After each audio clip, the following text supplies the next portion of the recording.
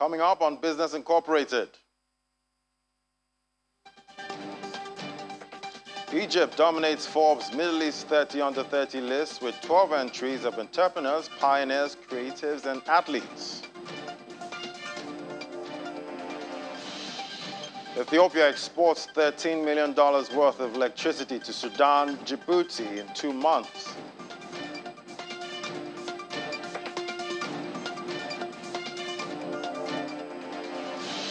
Plus, stock futures rise ahead of key inflation data and Fed minutes.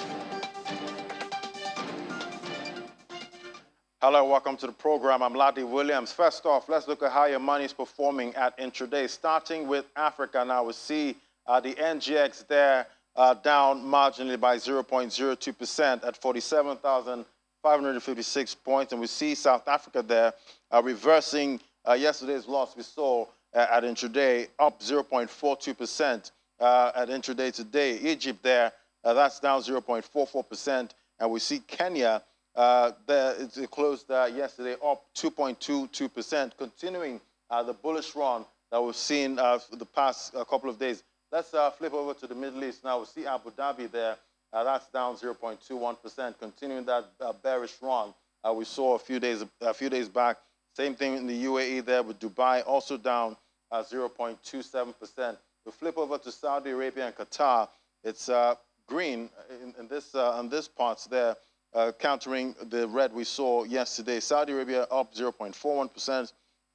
The Qatari index there up 0.75%. So it's squarely mixed sentiment we're getting in the Middle East at intraday today. Now let's head on to Europe now. A weaker euro is showing its benefits for European businesses, with new trade figures revealing German exports to the U.S. Boomed in August, pushing total goods to the country past the 100 billion euro mark for the year. Let's talk to Stephen Beardsley now with more details. Great to have you, Stephen. So what's behind the boom in trade with the U.S.? Yeah, the U.S. has always been an important market for Europe and for Germany, but it's become even more attractive in recent months due to several reasons. One is because of that weak euro. It's almost at record lows, I should say, against the dollar, and that makes exports from outside the U.S. especially attractive because they're cheaper. So exporters are benefiting there. The U.S. economy has also been relatively hotter than other economies in the past couple of years, despite the pandemic, and that's thanks in large part to that record stimulus that put a lot more money in consumers' pockets. Now, even though some of that has slowed down and interest rates are rising fast, we're seeing that, relatively speaking, it still is a relatively strong economy. Now, also, we look at the passage of the new Inflation Reduction Act. That actually incentivizes larger projects in the area of energy and climate, and that could benefit European manufacturers and companies as well. Think of Siemens, which has plenty of experience in the energy area when it comes to infrastructure. Also think of wind turbine producers, so that could be to their benefit. And then finally, the U.S., when you look at it politically speaking, geopolitically, it's less of a, there's less challenge there than there is right now in other regions of the world. Russia, for obvious reasons, with the war in Ukraine, and China, given tensions with Taiwan. So the U.S. is more attractive in that sense for businesses that are trying to look at sort of maybe a safer place to expand their market share. And I know China was a bigger trading partner now. Are they losing their significance? Yeah, in the long term, likely not. That's likely not the case. In the short term, it's safe to say that its star is dimming a little bit, and that's because of the considerable challenges to the domestic economy that we're seeing right now. First and foremost is Beijing's zero COVID policy and the effect that it's having on the domestic economy. We've seen what's happened with Shanghai, closed down for 2 months essentially in lockdown. Shenzhen, a major production area as well.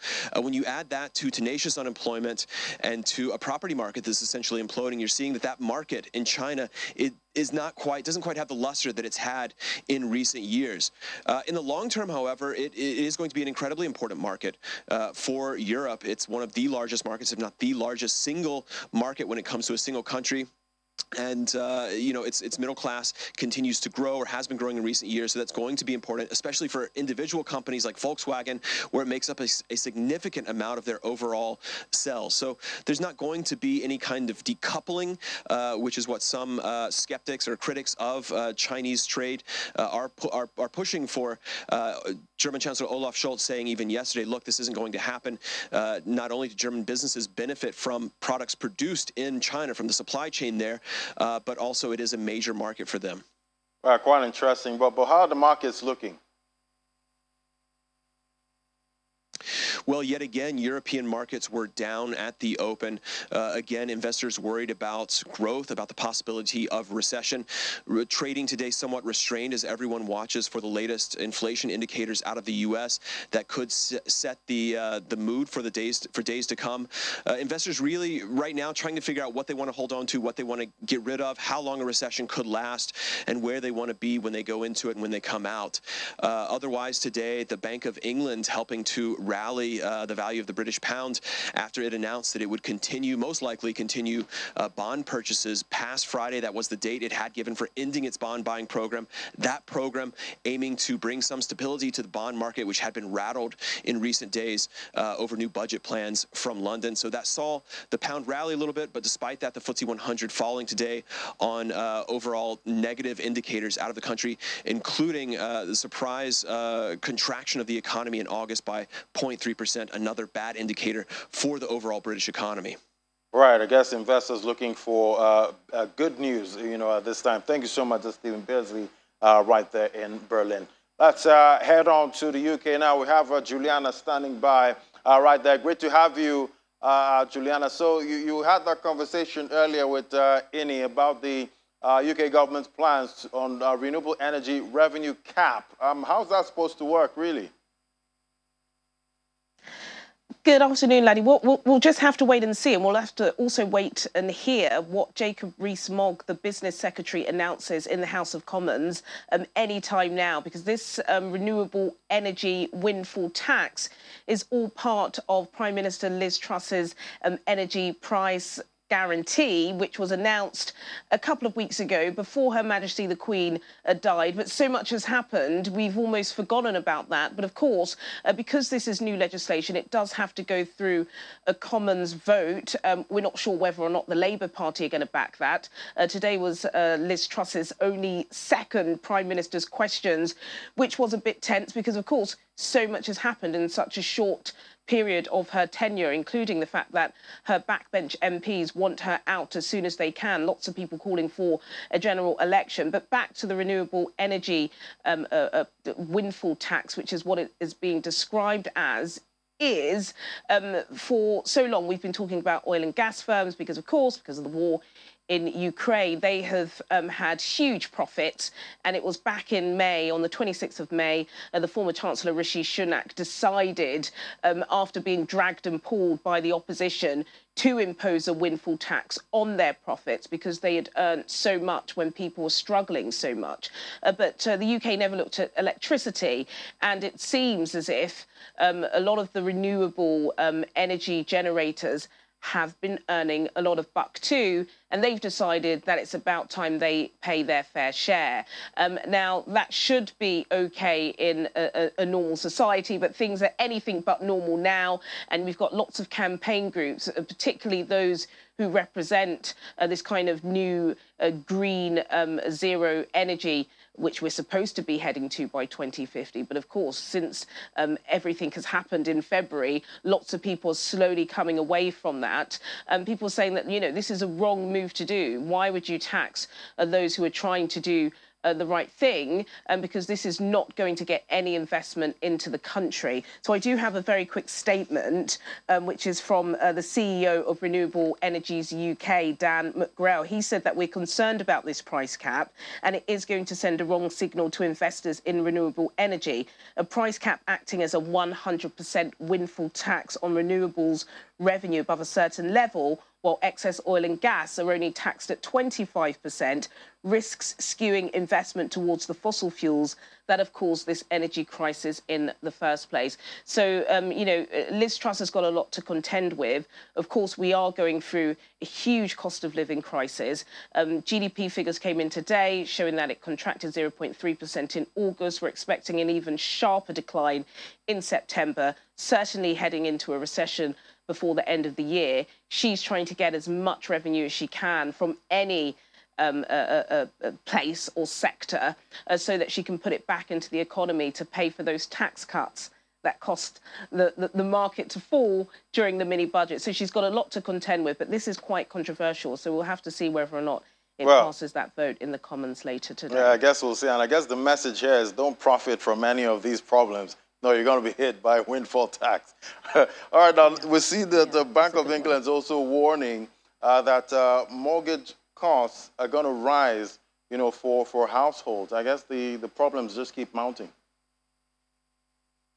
Well, yeah, this is all part of the same story that we've been talking about for months and months, really, Laddie. And again, this was something that was brought up by a section of MPs in the House today, and that is mortgage payments. We know that millions of people in this country are not on fixed-rate mortgages. Even those that are on fixed-rate mortgages have seen their interest payments rise by some between 4 and 6% per month. It's costing a lot of money. We know the Bank of England are in the spotlight frequently. They've been in the spotlight over the past 24 hours, and I believe a few members of the Financial Policy Committee have been speaking, and they were talking about the global outlook at the moment, not just in the United Kingdom, but everywhere. We're seeing interest rates rising drastically, and this is going to affect people who have mortgages and those who are borrowing. And they were just doubling down on the statements that we've been hearing time and time again, saying it is going to be really difficult. And we already are starting to see people falling behind on their mortgage payments. And unfortunately, it is likely to get worse in the foreseeable. Exactly. With the rate hikes, it's bound to happen. But how are the markets looking? Well, it's been a bit of a roller coaster, hasn't it? There were suggestions that perhaps the Bank of England Governor, Andrew Bailey, had briefed senior bankers off the record.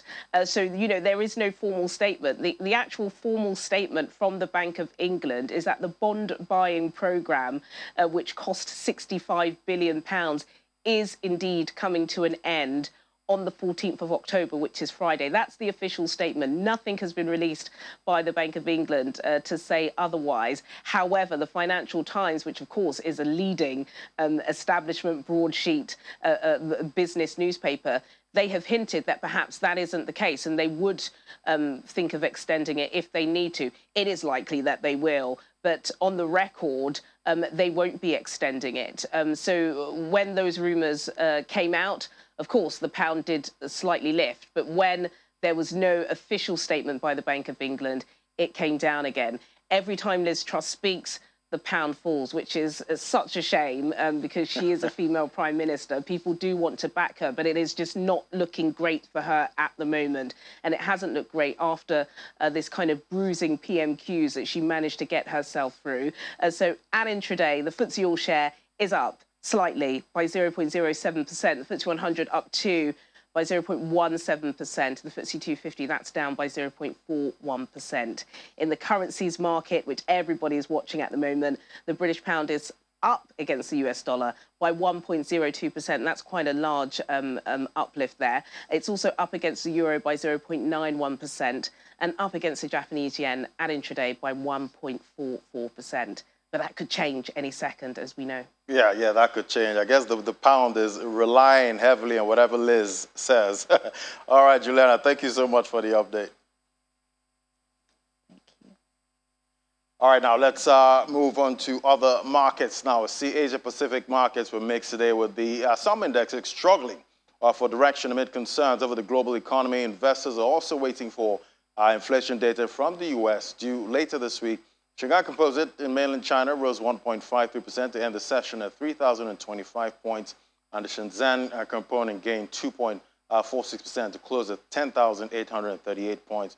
Both indexes lost more than 1.5% each Hong Kong's Hang Seng Index recovered but was 0.56% lower the final hour trade, while the Hang Seng Tech Index was up 0.11%.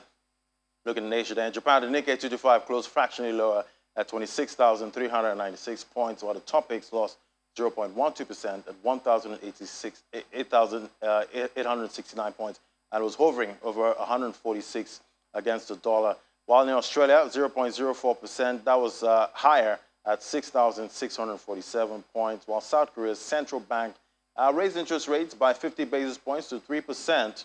That was today, in line with expectations. Korean won strengthened and last change hands at 1,424 per dollar.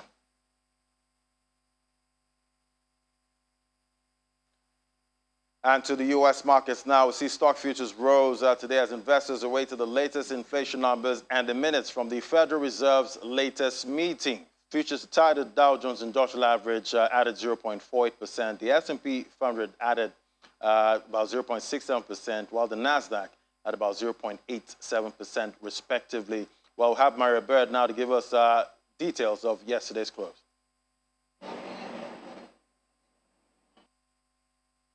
The U.S. stock market was volatile on Tuesday as the Dow Jones was slightly up by 0.12%. The S&P 500 and the NASDAQ were down as the S&P 500 was down by 0.65%, and the heavy tech NASDAQ was down by 1.09%. This is a direct result of what is perceived to be an increase of inflation in the U.S., as many are still struggling to be able to make it in the U.S. economy. So the U.S. banks are focused on increasing interest rates. This is something that is expected to continue throughout the first quarter. The U.S. is also upended by the recent announcements regarding the UK central banks, the end to the rescue plan for pensions. This is having a global impact and an impact on the U.S. stock market. But yesterday's close. Well, after the break, more stories from the African continent. That's the moment. Just stay with us. Welcome back now to our next conversation. Well, the International Monetary Fund has cut its global growth forecast for 2023 as economic pressures collide from the war in Ukraine, high energy and food costs, and the sharply high interest rates. Let's discuss this now with and the impact for Sub-Saharan Africa with Olumide Shole, their investment analyst with PFI Capital, join us via Zoom. Great to have you on the program. Thank you for having me, Larry. Yeah, so quite a bleak outlook there by the IMF, but some regions were not downgraded. Tell us why. Okay, the United States, for instance, was not downgraded, and that was majorly driven by the robust economy in the United States, despite the rate hikes and also the spillover effect of the COVID-19 crisis and all. The US economy is still robust. There's still strong demand in the economy, which the IMF is probably saying as well will drive the economy by 1% growth in 2023. That's why probably they didn't downgrade it. Then we also have for countries like India, for emerging economies, we have countries like India, Russia, Mexico, and Saudi Arabia. For India, majorly it was driven by service exports opportunities, which India is generally known for, and also domestic demand potential. The domestic demand potential in India has continued to grow, and we're likely to see that continue to grow in the coming period. And also for Mexico, both in foreign investment, likely foreign investment in that country, which is as a result of the end of globalization, which the Russia-Ukraine crisis has caused, and the start of regionalization. So we're likely to see foreign investment into countries like Mexico, and also for Russia, the increased crude oil exports in Russia is likely to help to keep the economy strong. And for Saudi Arabia, also crude oil exports as a result of that's the high energy price, that's the high crude oil prices, which the market currently reflects. Okay, but what do you see, for investor sentiment come 2023? Okay, generally, investors will definitely be very careful and stay on the sideline and see how things definitely would play out come 2023. But investors will likely see how things will play out before taking any decision. But due to the global macro headwind, for that tightening of rates and so on, this will definitely drive the market and the market extremely volatile in the current. And talking about volatility, we know the back here in Nigeria, we've seen the NGX, tending, downward after the last high, that it hit. What are you expecting for capital markets, in most of sub-Saharan Africa? We're likely to see moderations from the most, that's Nigeria, for instance, had about 20% growth in the NGX, that's the performance 20%.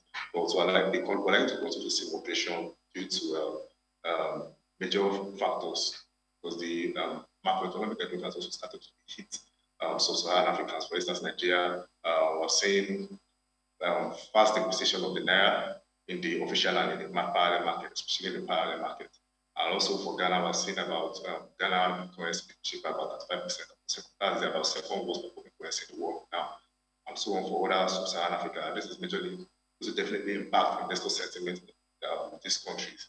So we're likely to see the sentiment start to occur more in the market.